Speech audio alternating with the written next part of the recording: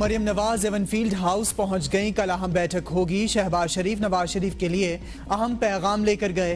कल मुलाकात में सिर्फ नवाज शरीफ, शहबाज शरीफ और मरियम नवाज शिरकत करेंगे। मरियम नवाज मुलाकात में पाकिस्तान में नवाज शरीफ के इस्तकबाल से मुतालिक ब्रीफिंग देंगी। नवाज शरीफ की वापसी के हतमी प्रोग्राम के अलावा इलेक्शन से मुतालिक अहम फैसले मुतवक्के।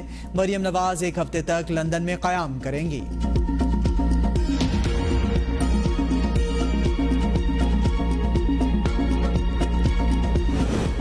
आसिफ अली जरदारी की चौधरी शुजात हुसैन के घर आमद। आसिफ अली जरदारी ने चौधरी शुजात हुसैन की अयादत की। दोनों रहनुमाओं की मजमूई सियासी सूरत हाल पर गुफ्तगू।